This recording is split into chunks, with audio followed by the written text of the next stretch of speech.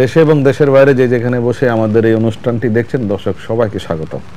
আমাদের নিয়মিত আলোচনা অনুষ্ঠান সাদার্ন ইউনিভার্সিটি অন্যদৃষ্টি। জানেন আপনারা যারা দেখেন এটি নিয়মিত যে এটি একটি সমসাময়িক বিষয় নিয়ে আলোচনা অনুষ্ঠান। দৈনন্দিন নানা বিষয় আলোচনা করে থাকি, যদিও আমরা দীর্ঘদিন ধরে টানা অবরোধ হরতাল এগুলো নিয়ে আলোচনা করছিলাম। এর মধ্যে নতুন উপাদান সিটি কর্পোরেশনের নির্বাচন, তারও একটি নতুন উপাদান, সেটি হচ্ছে কামরুজ্জামানের ফাঁসি। এটি নিয়ে নানা আলাপ আলোচনা গত কয়েকদিন যাবৎ, যে আর আইটি রিভিউটি প্রত্যাখ্যান হওয়ার পরও এটি কার্যকরের প্রক্রিয়া নিয়ে আমরা আলোচনা করছি গত কয়েকদিন যাবৎ। এর মধ্যে সর্বশেষ তিনি রাষ্ট্রপতির কাছে প্রাণ ভিক্ষা করবেন কি করবেন না তার জন্য আবার সময় চেয়েছেন। এখন এটি কতদিন, এটি নানা রকমের আইনি ব্যাখ্যা আছে, যদিও স্বরাষ্ট্র মন্ত্রণালয় থেকে বলা হয়েছে আজকের মধ্যেই তাকে সিদ্ধান্ত জানাতে হবে তিনি রাষ্ট্রপতির কাছে প্রাণ ভিক্ষা করবেন কি করবেন না। যদিও কামরুজ্জামানের আইনজীবী বলছেন তিনি ভেবে চিন্তে সিদ্ধান্ত নেবেন এই প্রাণ ভিক্ষার আবেদনের বিষয়ে। এটি একদিন, দুদিন, 3 দিনও লাগতে পারে, দেখা যাক কি দাঁড়ায়। তবে আমাদের মূল আলোচনার বিষয় এই মুহূর্তে যেটি সবচেয়ে বেশি আলোচিত সেটি হচ্ছে সিটি কর্পোরেশনের যে নির্বাচন, 3টে সিটি নির্বাচনে পর বাংলাদেশের রাজনৈতিক দৃশ্যপট পাল্টেছে। এটি মোটামুটি সাধারণ জনমানুষের মধ্যে এটাই একটা প্রতিক্রিয়া। এই নিয়ে আজকে আলোচনা করবো। আমার সঙ্গে দুজন অতিথি আমার পাশে, জনাব সোহরাব হাসান, তিনি যুগ্ম সম্পাদক প্রথম আলোর, আছেন জনাব রাশেক রহমান, তিনি সহ সম্পাদক বাংলাদেশ আওয়ামী লীগের। দুজনকে স্টুডিওতে স্বাগত জানিয়ে জনাব সোহরাব হাসান আপনাকে দিয়ে একটু শুরু করতে চাই। একজন গণমাধ্যম কর্মী হিসেবে নিশ্চয়ই আপনি এই সামগ্রিক পরিস্থিতির এই নাটকীয় সব চিত্র নিশ্চয়ই অবলোকন করছেন। হঠাৎ করে আমরা দেখলাম সিটি কর্পোরেশন নির্বাচন ঘোষণার পর থেকে রাজনীতির কেন জানি পাল্টাতে শুরু করলো। বেগম জিয়া খুবই নীরবে আদালতে গেলেন, খুবই আগ্রহের সহিত সরকারের জামিন পেয়ে গেলেন এবং তিনি নীরবে স্বগৃহে প্রত্যাবর্তন করলেন। অন্যদিকে সিটি নির্বাচন নিয়ে মোটামুটি সবগুলো দলের মধ্যে ব্যাপক তৎপরতা। নাটকীয়তা দুই ধরনের হয়, একটা হচ্ছে নাটকীয়তা খুব উত্তেজনা তৈরি করে, সংঘাত সংঘর্ষ এবং মানুষের মধ্যে এক ধরনের উদ্বেগ উৎকণ্ঠা। আরেকটা নাটকীয়তা হচ্ছে যেটা আপনি বললেন যে উত্তাপ ছিল সেটি আকস্মিকভাবেই এক ধরনের নিরুত্তাপ এবং শান্ত পরিবেশ। যদিও দেশের এখন কালবৈশাখী চলছে বিভিন্ন জায়গায় এবং প্রাকৃতিক দুর্যোগ, রাজনৈতিক দুর্যোগ থেকে আমরা বেরিয়ে আসছি আপাতত মনে হচ্ছে। সিটি কর্পোরেশন নির্বাচন সব দলের অংশগ্রহণে, সব মতের মানুষের অংশগ্রহণে এটি খুবই ইতিবাচক। এবং আপনি যেটা বলছেন যে বিএনপি নেত্রীর জামিন পাওয়া, ঘরে ফিরে যাওয়া এবং এর সরকারি দলের পক্ষ থেকেও যে ধরনের একটু কঠোর কথাবার্তা বলা হতো সেটা কিন্তু কমেছে। যে তাকে জেলে উভয় পক্ষের মধ্যে একটা আমরা নাটকীয় সহিংসতা দেখতে পাচ্ছি। নাটকীয় না, সেটা হচ্ছে এই কারণে মানে অনেকেই মানে পত্রপত্রিকায় বা রাজনৈতিক মহলে যে গুঞ্জন, সেটি হচ্ছে এমনকি কূটনৈতিক মহলেও, যে বাইরে যে যাই বলুক না কেন নেপথ্যে এক ধরনের সমঝোতা, এক ধরনের অনানুষ্ঠানিক আলোচনা এটা হয়েছে যে কেউ কারো উভয়কে মেনে নেবে, অর্থাৎ নির্বাচনটা দিলে। এবং অনেকে মনে করেন যে নির্বাচনটা দেওয়াও এই কৌশলের অংশ কিনা, এই সমঝোতার অংশ। এখন নানা বিশ্লেষণ হচ্ছে। তবে সবচেয়ে হলে যে বিশ্লেষণ পিছনে নেপথ্যে কি আছে জানি না, আমরা দৃশ্যত যেটা দেখি, আমরা অবরোধের সেই পর্ব থেকে, যদিও আনুষ্ঠানিকভাবে এখনো ঘোষণা করেনি বিএনপি যে অবরোধ, আমরা অবরোধ কি আছে এখন, আপনার কি মনে হয়? মানে অবরোধ নেই কিন্তু অবরোধের ঘোষণা আছে। আচ্ছা, দ্বিতীয় হচ্ছে যে ঘোষণাও তো সর্বশেষ কোনো ঘোষণা আর আসে নাই যে এটা কি চলমান কিনা। আগে যেরকম অজ্ঞাত বিবৃতি, ওটাই অনির্দিষ্টকালের জন্য ছিল। আচ্ছা, এই অনির্দিষ্টকাল নির্দিষ্ট হোক যত দ্রুত। এটা হচ্ছে যে বিএনপিও নির্বাচনী রাজনীতিতে ফিরে এসেছে, সরকারি দল তো আসছেই। এই যে একটি বাংলাদেশের নির্বাচন মানে উৎসবমুখর পরিবেশ, আনন্দ উল্লাস এবং নির্বাচন কমিশনের এই আচরণবিধি বা যতই বলি, কিন্তু একটা হচ্ছে এটা কারিগরি দিক আছে একটা, আর একটা হচ্ছে আইনগত দিক। আইনের সীমাকেও লঙ্ঘন করলে অবশ্যই বিরুদ্ধে ব্যবস্থা নেবে। কিন্তু এখন 5 জনের জায়গায় যে 7 জন যায়, নির্বাচন বিধি আচরণবিধি লঙ্ঘন হবে। অথবা একজন প্রার্থী কোথাও গেলেন, সেখানে 50 জন লোক আসলেন, তাহলে ওই প্রার্থী কি করবে? যে এখানে আসার নিয়ম নাই। সুতরাং দেখতে হবে বাস্তবতার আলোকে এবং এই নিয়মগুলোর প্রয়োজন আছে। না হলে আমরা দেখেছি যে এই জনগণের যে দুর্ভোগ হয় অনেক সময়। আপনি কি আশা করছেন খুব জমজমাট একটি নির্বাচন হবে? জমজমাট নির্বাচন হবে। একটু শুনে আসি রাশেক রহমান। এই নাটকীয় পরিস্থিতির পেছনে উনি একটা সমঝোতার ইঙ্গিত দিচ্ছেন সরকার এবং বিরোধী দলের মধ্যে। বৈশাখ মাস পহেলা বৈশাখ আসছে, ঘূর্ণিঝড়ের সময়। সৌরভ ভাইয়ের সূত্র ধরেই বলছি, আমার কাছে তিনটা জিনিস চোখে পড়ে। একটা হচ্ছে যে জ্বলন্ত একটি ছোট আগুন, তার উপরে যদি এক মগ পানি আপনি ঢেলে দেন, এই চিত্রটা। আর একটা হেডলাইন মাথায় আসে, তৈরি ফিরোজা, ফিরেছেন খালেদা। সমঝোতা কিছু হয়নি এখানে। যেটা হয়েছে যে 90 দিনেরও অধিক সময় ধরে যে অবরোধ বা অর্ধল চলেছে, 92 দিন ধরে, সেটাতে আর যাই হোক রূঢ় বাস্তবতা জাতীয়তাবাদী দলের সামনে প্রতীয়মান হয়েছে যে আসলে এই নাশকতা, পেট্রোল বোমার মধ্য দিয়ে এটাকে আন্দোলন বলে আর চালানো সম্ভব নয়। ঠিক একই সাথে বেগম খালেদা জিয়া একসময় প্রধানমন্ত্রী ছিলেন, সাবেক বিরোধী দলীয় নেত্রী ছিলেন, উনি তো এই দেশের আইনকে মান্য করেই তাকে এই দেশের রাজনৈতিক ধারার সাথে সংযুক্ত থাকতে হবে। তাই অবশেষে দেরিতে হলেও তিনি আইনের কাছে নিজেকে সোপর্দ করে। কিন্তু এটি তো বাস্তবতা, 37 দিনও ওয়ারেন্ট পৌঁছালো না কোর্ট থেকে থানায়। 37 দিনে ওয়ারেন্ট পৌঁছায়নি, এটা সত্যি। তবে এটাও আবার সত্যি যে অ্যাজ এ অনারেবল পলিটিশিয়ান, একজন দায়িত্ববান পলিটিশিয়ান হিসাবে যদি আমার নামে গ্রেপ্তারি পরোয়ানা হয়, আমিও তো দেশের অন্যতম শীর্ষ সম্মানী একজন ব্যক্তি হিসেবে নিজেকে নিজে সোপর্দ করতে পারি, এটা বাস্তব। আর আপনি যখন নিজেকে নিজে, কিন্তু আপনি কি কোনোদিন শুনেছেন যে ওয়ারেন্টভুক্ত আসামিকে পুলিশ পাহারা দিয়ে নিয়ে যাওয়া হচ্ছে জামিন চাওয়ার জন্য? দেখুন, একটি এক্সট্রাঅর্ডিনারি সিচুয়েশন যেখানে সমস্ত দেশকে এই কারণে পেট্রোল বোমার আগুনে জ্বালিয়ে পুড়ে ছারকা করে দেওয়া হচ্ছিল, সেখানে এক্সট্রাঅর্ডিনারি ইউনিক মেজার্স বলে তো একটা কথা থেকেই যায়। সেটা সঠিক। এখন সরকারকে অনেক ডিসকাশন নিতে হয় জননিরাপত্তার জন্য, সেটাকে ডিনাই করা যাবে না। যেটা সৌরভ ভাই একটু আগে বললেন যে বাস্তবতার নিরিখে অনেক কিছুই করতে হয়।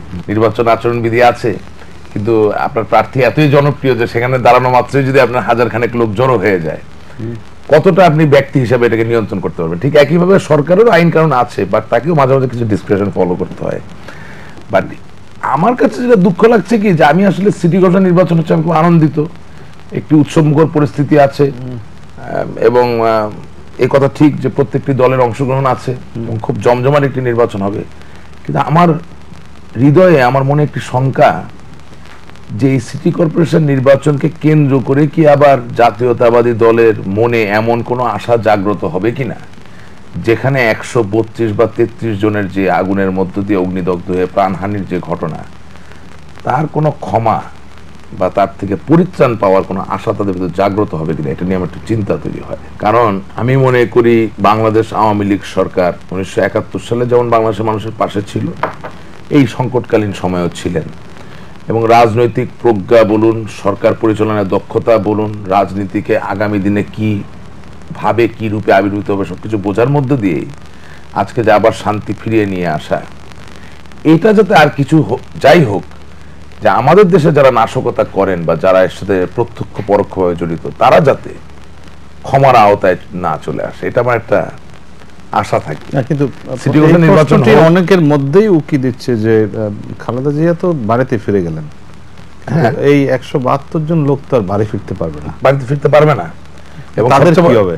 তারা কি, সরকারও কি তাদের পাশে দাঁড়াবে? সেটা তো সরকার তাদের পাশে দাঁড়ানোর চেষ্টা করছেন, এবং সবচেয়ে বড় উদাহরণ পাশে দাঁড়ানোর হবে যদি বিচারহীনতা থেকে ওই মানুষগুলোকে বিচারের আশ্বাদ দেওয়া যায়। কিন্তু বিচারের রেকর্ড, এবং যারা বাড়ি ফিরতে পারছে পঙ্গু অবস্থায় বা অগ্নিদগ্ধ অবস্থায় দীর্ঘস্থায়ী ক্ষতি নিয়ে, তাদেরও পাশে সরকারকে দাঁড়াতে হবে, এবং তাদের আত্মীয় পরিজন স্বজন সকলে যাতে বিচার পায় সেটা আমাদেরকে নিশ্চিত করতে হবে। দেখা যাক।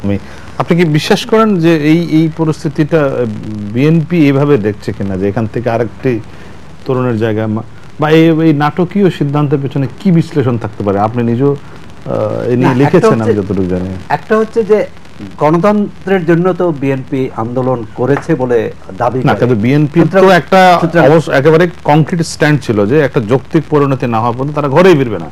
তাহলে কি যৌক্তিক পরিণতি হলো এর মধ্যে? না, যৌক্তিক পরিণতি তারা কি বুঝেছেন স্পষ্ট করেননি। এমনকি অবরোধ কর্মসূচি দিয়েছে, তাও ঘোষণায় ছিল যে সরকারের পদত্যাগ, নির্বাচন, 3 দফা দাবি যদি আপনি কংক্রিট দেখেন, ওটাই যৌক্তিক পরিণতি ছিল। ঠিক আছে, তারা একটা 6 দফা প্রস্তাব না 7 দফা প্রস্তাব, পরে 3 দফায় আসছিল, পরে 3 দফায় আসছিল। তার মধ্যে কিন্তু তত্ত্বাবধায়ক সরকার নির্দিষ্টভাবে কথা বলা নেই। দ্বিতীয় হচ্ছে তখন কিন্তু যখন এই বিএনপি নেত্রী এই দাবি উপস্থাপন করেন, তখন কিন্তু তিনি অবরুদ্ধ ছিলেন। তার তার অফিসের বাইরে কিন্তু বালু ভর্তি ট্রাক ছিল, তার দলীয় অফিস কিন্তু তালাবদ্ধ ছিল। রাশিদুর রহমান বলেছেন যে দলীয় অফিস সরকারের পক্ষ থেকে কোনো রকম সমঝোতার উদ্যোগ নেই, কিন্তু প্রায় 3 মাস তালাবদ্ধ থাকার পরে হঠাৎ তালা খুলে যাওয়া, জামিন পেয়ে বাড়িতে ফিরে যাওয়া, মন্ত্রীরা বেশ বলেছিলেন যে তার ঠিকানা হচ্ছে জেলখানা। সেটি হচ্ছে যে বিএনপির পক্ষে শত নাগরিক কমিটি গিয়ে দাবি করেছে যে তাদেরকে ইলেকশন করতে বলছেন, অথচ তাদের দলীয় অফিস তালাবদ্ধ। এটা বাস্তবতা, এটা ওনারা দাবি করেছেন যে এটা খুলে দেওয়া হোক অন্তত তালাটি, এজন্য তালা খুলেছে। আমি মনে করি সেক্ষেত্রে বিএনপি অবশ্যই যে পদ্ধতিতে আন্দোলন করেছিল সেটি যে কার্যকর হচ্ছে না, সেটি যে কাজে আসছে না, মানুষের সমর্থন পাচ্ছে না, সেটা উপলব্ধি করেছে। সরকারও যেভাবে এটি মোকাবেলা করতেছিল যে কেবলমাত্র আইন শৃঙ্খলা জনিত সমস্যা, সেটিও কিন্তু কাজে দেয়নি বলেই এই পরবর্তী পদক্ষেপগুলো নিতে হয়েছে। দলীয় অফিস করে দিতে হয়েছে, জামিনের নিশ্চয়তাও দিতে হয়েছে। হয়তো যে বিষয়টি হচ্ছে যে এই যে 132 জন মানুষ মারা গেছে, সবাই কিন্তু আগুনে পুড়ে মারা যায়নি। আগুনে পুড়ে অবশ্যই বর্বরচিত, অবশ্যই ঘৃণ্য, কিন্তু এর বাইরেও কিন্তু মানুষ মারা গেছে, ক্রসফায়ারেও মানুষ মারা গেছে, গুম হয়ে গেছে। সুতরাং দায়টা কিন্তু এক পক্ষের না। হ্যাঁ, কিন্তু দায়টা অবশ্যই যে গুম হয়ে গেছে, সেই দায়টা কে, কার? রাষ্ট্রের হেফাজত। গুমের সাথে এই আন্দোলনের কি সম্পর্ক আছে? আন্দোলনকে কেন্দ্র করে গুম হয়েছে না? বিএনপির যুগ্ম মহাসচিব কি কারণে গুম হয়ে গেছে, কে গুম করেছে আমরা জানি না, কিন্তু আত্মগোপনে ছিলেন, আত্মগোপন থেকে আত্মগোপনে চলে গেছে। আত্মগোপন থেকে আত্মগোপন সরকার বলুক, তা তো বলে নাই। সরকার কোনো মন্ত্রী তো একথাও বলেছেন যে ময়লার বস্তায় করে তিনি চলে যেতে পারেন। এই যে একটু সাপ্লিমেন্টারি, প্রথমত সোহরাব ভাই যেটা বললেন যে বেগম খালেদা জিয়া অবরুদ্ধ ছিলেন, এটা একেবারেই সঠিক নয়। কারণ হচ্ছে বেগম খালেদা জিয়া যখন প্রেস কনফারেন্স যখন উনি প্রেস কনফারেন্স করলেন, যেই প্রেস কনফারেন্সে সাংবাদিকদের পক্ষ থেকে কাউকে প্রশ্ন করতে দেওয়া হয়নি, সেই প্রেস কনফারেন্সের লিখিতটা যদি আপনি পড়েন, একটি জায়গায় কিন্তু তিনি নিজেকে নিজে অবরুদ্ধ বলছেন না। 1, 2 নাম্বার, প্রায়োগিক একটি আমি আপনাকে প্রমাণ দিতে চাই যে তিনি অবরুদ্ধ ছিলেন না। যেই গাড়িটিতে চড়ে তিনি জামিন নিতে গিয়েছেন, সেই গাড়িটির যে গাড়ি চালক, সে প্রতিদিন ওই গাড়িটি স্টার্ট দিয়েছে, সার্ভিসিং করিয়েছে, সবই কিন্তু করিয়েছে। অর্থাৎ আপনি যদি অবরুদ্ধ হয়েই থাকেন, আপনার ব্যক্তিগত গাড়ি, আপনার গাড়ির চালক ওই কার্যালয়ে রাখা অবস্থায় প্রতিনিয়ত স্টার্ট দিবে, যত্ন নিবে, ধুবে, সার্ভিসিং করবে, এটা বড্ড বালখিল্য একটা ব্যাপার হবে। সরাসরি আমরা অনেক সময় যথেষ্ট পরিমাণে গভীরে ঢুকতে চাই না, আমরা একটু মায়োপিক বা একটা ফোকাস জায়গায় থাকতে চাই। আমার কথা হচ্ছে, প্রথম কথা হচ্ছে বেগম খালেদা জিয়া নিজে দাবি করছেন না যে তিনি অবরুদ্ধ। ওই প্রেস ব্রিফিং বা প্রেস কনফারেন্স যাই বলেন, সেখানে তিনি বলেননি, যেটা তিনি অকপটে বলতে পারতেন। 2, ওই যে গাড়ির কথা যেটা বললাম, আপনাদের কাছে ভিডিও ফুটেজ আছে, আপনারা মিলিয়ে নেবেন। প্রতিদিন ওখানে তিনি বলেছেন যে আন্দোলন শেষ না পর্যন্ত বাড়ি ফিরবেন না। সেটা তো ওই জন্যই তো আমি বললাম যে তৈরি ফিরোজা, ফিরেছেন Khaleda. It's a joke, because উনি যৌক্তিক পরিণতির কথা বলছেন। যৌক্তিক পরিণতি শেষ পর্যন্ত যেটা হলো যে 172 জনের প্রাণহানি এবং উনি বাড়ি ফেরত। আর জামিনের কথা যেটা বলছেন, দেখুন, সাবেক প্রধানমন্ত্রী, সাবেক বিরোধী নেত্রী, তিনি যে কোনো মামলায় গিয়ে জামিন চাবেন, তার জন্য সরকারের সাথে কোনোদিনও সমঝোতা করার প্রয়োজন পড়ে না। যে কোনো বিজ্ঞ বিচারক, জুরিসপ্রুডেন্স, আইনের যত স্কোপ আছে, প্রতিটি ব্যবহার করে তাকে যে কোনো সময় জামিন দিবেন। ইনফ্যাক্ট যখন তার গ্রেপ্তারি পরোয়ানা হলো, সেদিনও যদি তিনি উপস্থিত থাকতেন, উনি সশরীরে উপস্থিত না থেকে ওনার উকিল, আইনজীবী যদি ঠিক সময় মতো উপস্থিত থাকতেন, তারপরে তিনি জামিন পেতেন। এখানে সমঝোতার কোনো বিষয় নেই, এখানে আইনজীবীরাই তো যায়নি ওই দিন, যায়নি, এবং এটা হচ্ছে আত্ম উপলব্ধির বিষয়। আর ক্রসফায়ার কথা যেটা সোহরাব ভাই বলছেন, আমি মাঝে মাঝে দুঃখ পাই। ক্রসফায়ার জিনিসটা কি আসলে? এনকাউন্টার আছে, সেলফ ডিফেন্স আছে, আর এক্সট্রা জুডিশিয়াল মার্ডার আছে। এক্সট্রা জুডিশিয়াল মার্ডার তো 2004 সাল বিএনপি জামাত সরকারের সময় থেকে শুরু হয়েছে। কলুষিত আমাদের বিভিন্ন মানুষ, তারা বিভিন্নভাবে আমাদের আইন শৃঙ্খলা রক্ষাকারী বাহিনীর ভিতরে ঢুকে গেছে, বিভিন্ন কারণেই এক্সট্রা জুডিশিয়াল মার্ডার হয়েছে। এটা বিচ্ছিন্ন কোনো ঘটনা না। এক সময় প্রতি বছর 2000-3000 হচ্ছিল, সেটা এখন কমে এসে একটা স্মল নাম্বারে নেমেছে। আমরা খুব চেষ্টা করছি এটাকে একেবারে জিরোতে নিয়ে আসার জন্য। কিন্তু পেট্রোল বোমায় হতাহত হওয়া অগ্নিদগ্ধ হয়ে মৃত্যুবরণ করা, পঙ্গু হয়ে যাওয়া, নৃতাত্ত্বিক দিক নন্দনতাত্ত্বিক দিক থেকে সম্পূর্ণ সৌন্দর্য হারিয়ে ফেলা, কমনীয়তা হারিয়ে ফেলা, চলাফেরার ক্ষমতা, এর সাথে এর কোনো তুলনা হয় না। আর সালাউদ্দিন সাহেবের যে কথাটা বলেছেন আপনি যথার্থই বলেছেন, যে সালাউদ্দিন সাহেবকে অ্যাকচুয়ালি 5ই জানুয়ারি 2015 সালের পর থেকে তো কেউ দেখেন নাই, এবং উনি যে ফোর্সেস গুলো নিয়ে ডিল করছিলেন, সৌরভ ভাই আমার সাথে একমত হবেন কিনা জানি না, আমি যখন আগুন নিয়ে খেলবো তখন তো আগুনে পুড়ে যাওয়ার সম্ভাবনা আমার থাকবে। উনি যাদেরকে বিভিন্নভাবে দূর থেকে ইনস্ট্রাকশন দিয়ে এই অবরোধ, এই হরতালের নামে নাশকতা সন্ত্রাস চালাচ্ছিলেন, তারাও যে তাদের নিজের স্বার্থে তাকে গুম করেন না, এটা তো নিশ্চয়তার সাথে বলা যায় না। আমরা গুমকে সমর্থন করি না, অবশ্যই আমাদেরকে কিন্তু এটাও তো আবার সরকারের দায়িত্ব, যদি কেউ আমি তো বলছি থাকে ডেফিনেটলি এটা সরকারের দায়িত্ব, বাট এটাও ঠিক যে নাগরিকেরও কিছু দায়িত্ব আছে, যে আমরা এমন কোনো হঠকারী কাজ, এমন কোনো সন্ত্রাসী কাজ করব না যেখানে আমরা নিজেরাই নিজেদের জন্য বিপদ ডেকে নিয়ে আসবো। আমি জানি না ওনার কি হয়েছে, আমি শুধু আমি একটু আপনার কাছে জানতে চাই যে এটা তো গেলই সেই পরিস্থিতি থেকে আমরা একটা উত্তর নিয়ে আসলাম, কিন্তু যে সরকারকে অবৈধ বলছে বিএনপি, সেই সরকারের অধীনে যে নির্বাচন কমিশনকে ধামা ধরা বলছে, তাদের অধীনে আরেকটি নির্বাচনে যাওয়ার কারণটা কি মনে হয়? না, প্রথম কথা হচ্ছে যে জাতীয়তাবাদী দলের শীর্ষস্থানীয় যারা নেতৃবৃন্দ, ইনক্লুডিং বেগম খালেদা জিয়া, এবং যারা তাদের সাথে একসময় ছিলেন, একিউএম বদরুদ্দোজা চৌধুরী সাহেব, সম্মান নিয়ে বলতে চাই, তারা সকলে একটা জিনিস রিয়েলাইজ করে যে রাজনীতির ক্ষেত্রে তারা মস্ত বড় একটি ভুল করেছে 5ই জানুয়ারি 2014 সালের নির্বাচনে না যেয়ে। তারা এটাকে যতই অবৈধ সরকার বলুক, আওয়ামী লীগ কখনো বিএনপি ছাড়া নির্বাচন করতে চায়নি, আমরা সবসময় চেয়েছি, আগামী দিনেও চাই।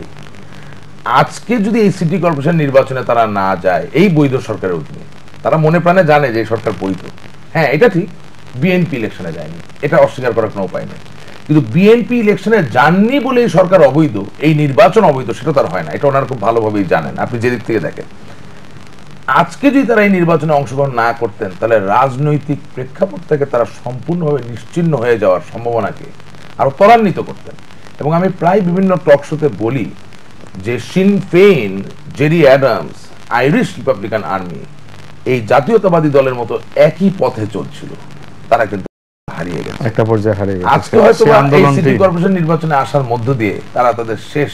সোহরাব হাসান, আপনার কি মনে হয় এই নির্বাচনে অংশ নেওয়ার পেছনে তারা যেখানে একটি অনর অবস্থানে ছিল যে এই সরকারের অধীনে আর কোনো নির্বাচনে যাবে না, বা এই সরকার একটি অবৈধ সরকার, কিন্তু এখন আবার সবকিছু মেনে নিয়ে একটা নির্বাচনে না, অবৈধ সরকার আবার একই সঙ্গে বলছে এই সরকার বা এই সংসদকে যদিও আমরা অবৈধ বলি, এই সংসদের কাছেই তারা আইন প্রণয়নের দাবি করেছিল, কিন্তু এটা রাজনীতির ভাষা, মানে মাঠের ভাষা। কিন্তু বেগম জিয়া সম্পর্কে একটা পারসেপশন পাবলিকের যে তিনি খুবই আপোষহীন নেত্রী, কিন্তু এবার কি সেটা থাকলো কিনা? না, সেটা থাকলো না, কিন্তু আরেকটি বিবেচনা আছে, বিএনপি মনে করে, এটা আমি মনে করি না, বিএনপি মনে করে যে তারা যে কোনো নির্বাচনে গেলে তারা জয়ী হবে, এবং সিটি কর্পোরেশন নির্বাচনে যাওয়ার তাদের এটাই হচ্ছে প্রধান বিবেচনা।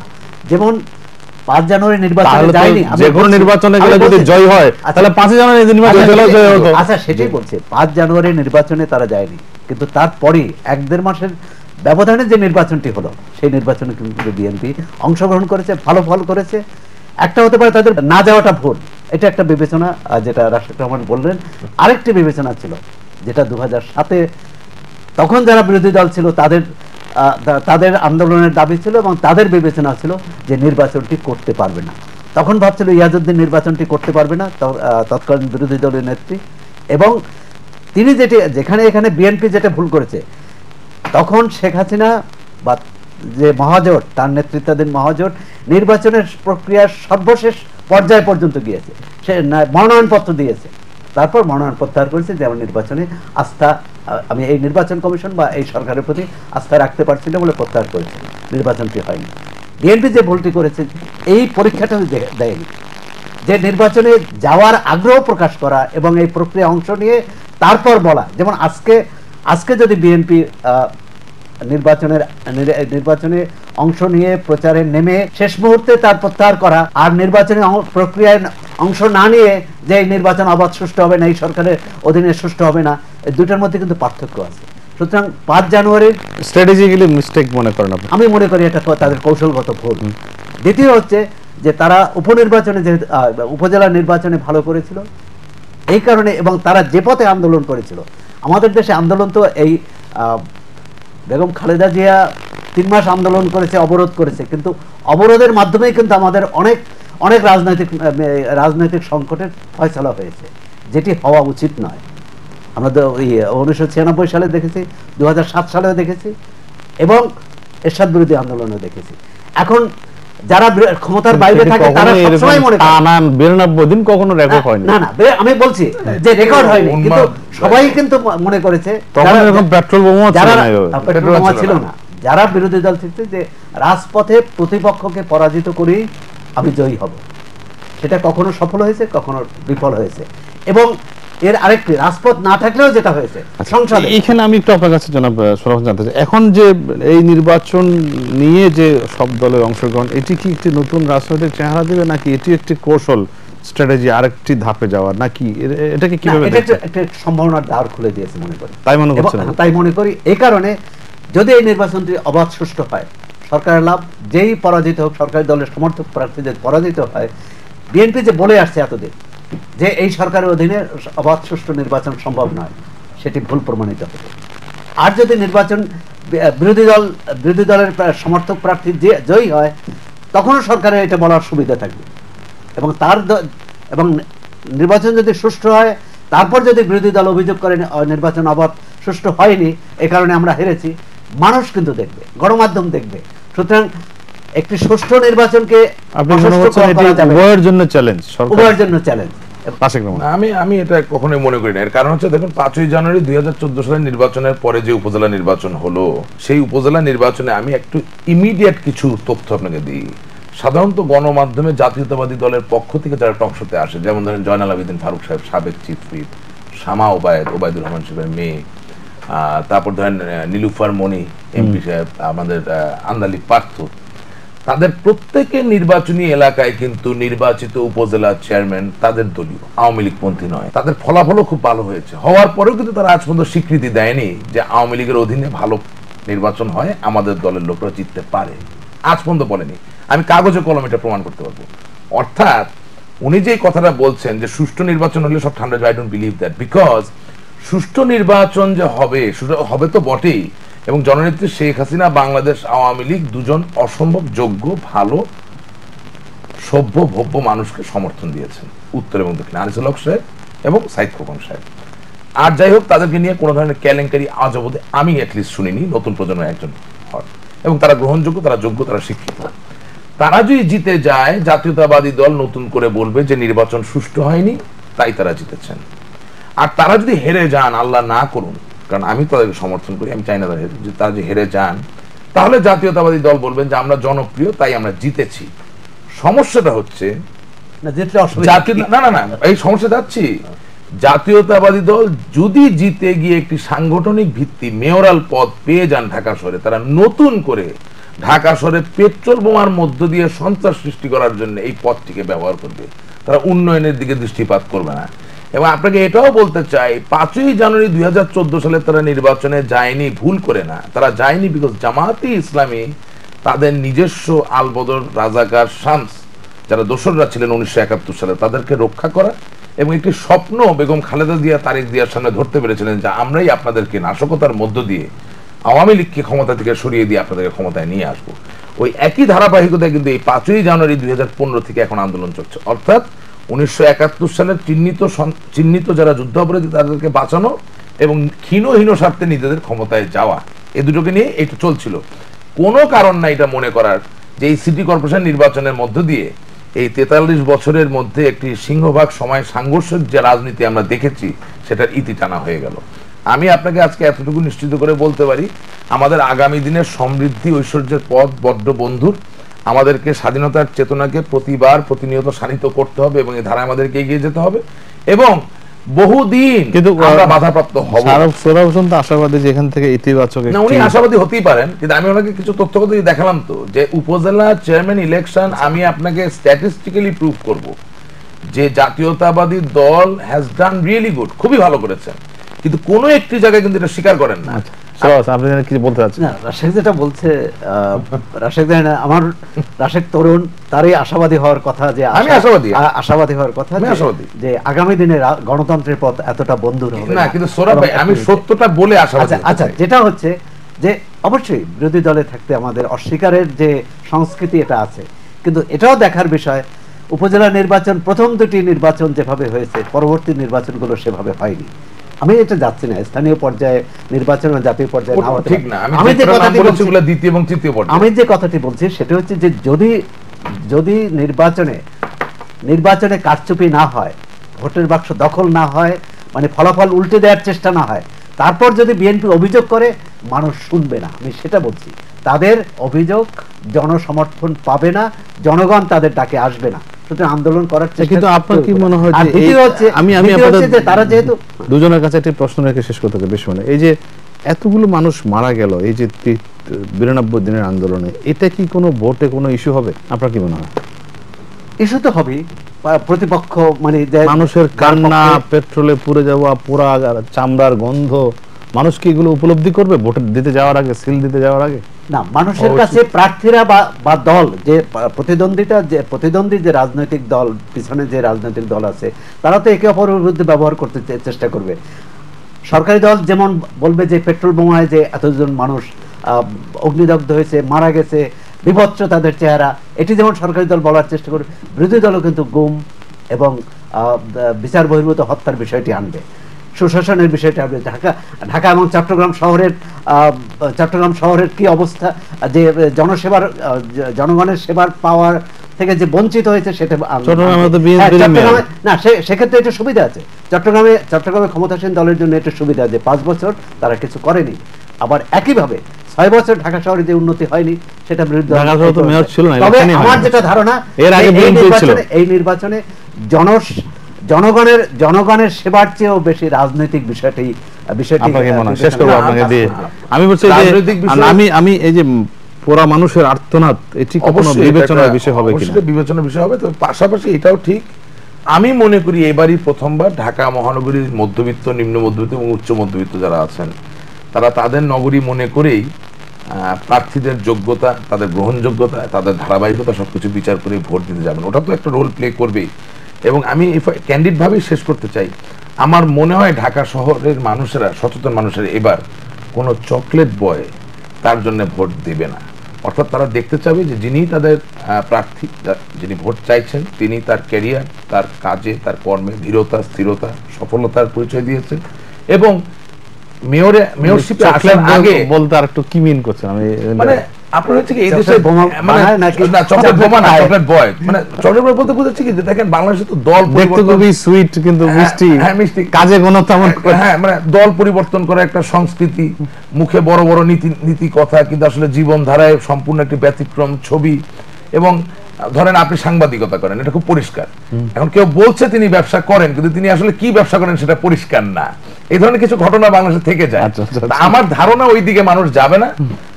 আমি আনিসুল হক সাহেবের কথাই বলতে পারি, উনি একদম মধ্যবিত্ত ঘরের একজন সন্তান, সুশিক্ষিত, পরিশ্রম করে উঠেছেন এবং কোনোদিনও সরকারি কোনো ব্যবসা বাণিজ্য কোনো জায়গায় তার আনুকূল্য সে কেলেঙ্কারি করে বা দুর্নীতি বন্ধ করে সেটা আমরা জানি না। এবং আর যাই হোক উনি প্রতিটি ক্ষেত্রে সফল হয়েছেন, ব্যবসায়িক নেতৃত্বের ক্ষেত্রে।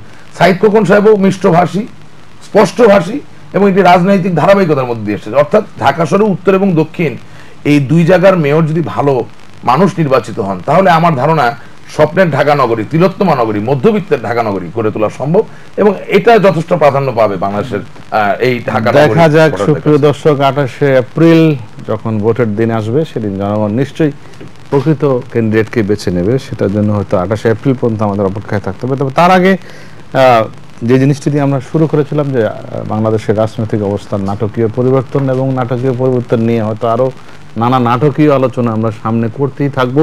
এর পেছনে কি আছে, কেউ সমঝোতার ইঙ্গিত দেখেন, কেউ গোপন আলোচনার ইঙ্গিত দেখেন, কেউ তৃতীয় কোনো পক্ষের সমঝোতার হাত দেখেন। সবকিছু মিলে তারপরও মানুষের মধ্যে সবচেয়ে বড় যে জিনিসটা, সেটি হচ্ছে একটি স্বস্তি। এটি কিন্তু দেশের মানুষের কাম্য। কারণ মানুষ চাই যে এই যে 92 দিনের অন্ধকার সময়, পেট্রোল বোমা, মানুষের মৃত্যু, মানুষের পুড়ে যাওয়া, বার্নিং ইট, এটি প্রতিনিয়ত গণমাধ্যম আমরা যেভাবে উপলব্ধি করেছি বা যেভাবে আমরা গণমানুষের কাছে তুলে ধরেছি, এই দৃশ্যটা অন্তত আর আপাতত কিছুদিন যদি দেখতে না হয়, সেটি হবে সবচেয়ে বড় অর্জন। সোহরাব হাসান এবং রাশেক রহমান দুজনকে ধন্যবাদ জানাচ্ছি আজকে আলোচনা শোনার জন্য। দর্শক আপনাদেরকে অনেক ধন্যবাদ অনুষ্ঠান দেখার জন্য। সবার জন্য শুভকামনা, সবাই ভালো থাকবেন, সুস্থ থাকবেন।